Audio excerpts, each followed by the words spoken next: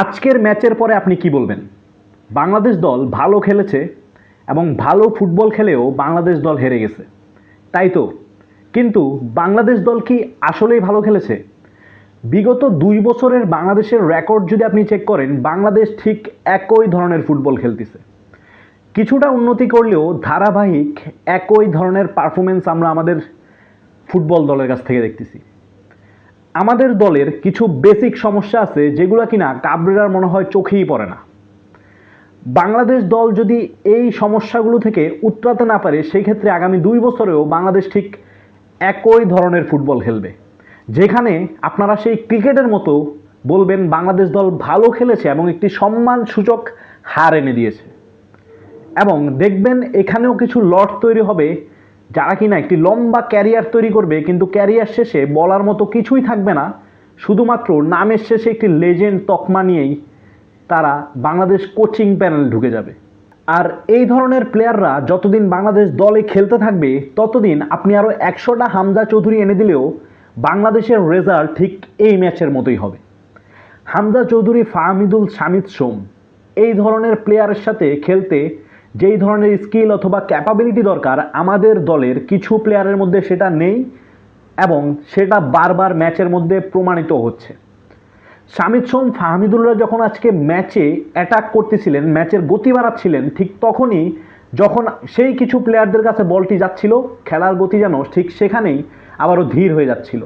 আমি ব্যক্তিগতভাবে কাউকে নাম নিয়ে আক্রমণ করতে চাই না, আপনারা নিশ্চয়ই খেলা দেখছেন, সবাই কম বেশি বুঝতে পারতেছেন কাদের কথা বলতেছি।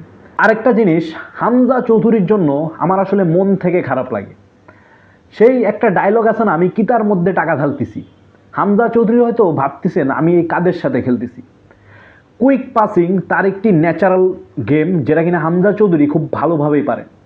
হামজা চৌধুরী কত সুন্দর করে বলগুলো বানিয়ে দেয়, কিন্তু সেখান থেকেও আমাদের প্লেয়াররা রিসিভিংটা ভালো করে করতে পারে না, কাজে লাগাইতে পারে না। হামজা চৌধুরীর সাথে খেলার ক্যাপাবিলিটি কি আমাদের কিছু প্লেয়ারদের আসলেই আছে?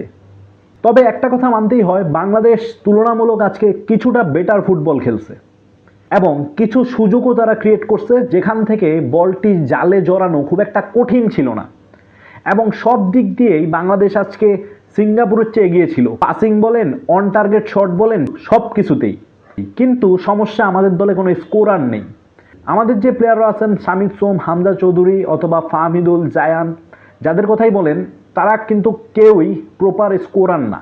তবে জায়ানের ক্যাপাবিলিটি আছে স্কোর করার, কিন্তু তার সাথে তাকে যে সাপোর্ট দিবে সেখানে আপনি কাকে দেখবেন? ফাহিমকে নিয়ে ভাই আর কিছু বলার নাই। তিনি প্রায় 38 থেকে 39টা ম্যাচ প্রায় খেলতেছেন, তার গোল সংখ্যা একটি, এবং আজকে তিনি যা করলেন, গোল পোস্টের সামনে পেনাল্টি নেওয়ার জন্য একটি ইজি সুযোগ ছিল তার কাছে, সেখানে কেন যেন মনে হচ্ছে তিনি গোল দেওয়ার চেয়ে বেশি তার জরুরি ছিল তিনি পেনাল্টিটা কীভাবে নেবেন। তো গাইস, যাই হোক, বাংলাদেশ ফুটবলকে যদি উন্নতি করতে হয়, বাংলাদেশ ফুটবলের এইসব সিন্ডিকেট, এবং আপনাকে একটা জিনিস বুঝতে হবে, আপনি যখন আপনার দলে ভালো ভালো কিছু প্লেয়ারকে ইনক্লুড করছেন, তাদের সাথে খেলার মতো ক্যাপাবিলিটি আছে এমন প্লেয়ার তো ইনক্লুড করতে হবে। আমাদের তো এমন প্লেয়ার নাই, তেমনটা না।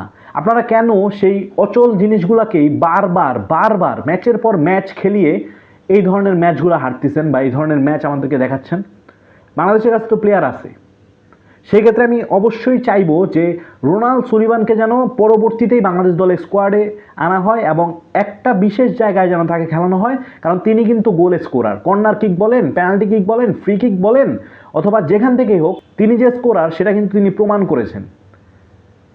তো বেশ কিছু ইনক্লুড আসলে করা উচিত বাংলাদেশ দলে, যারা কিনা আসলে ক্যাপাবিলিটি রাখে হামজা, শামিদ সোম, ফাহমিদুলদের মতো প্লেয়ারদের সাথে খেলার।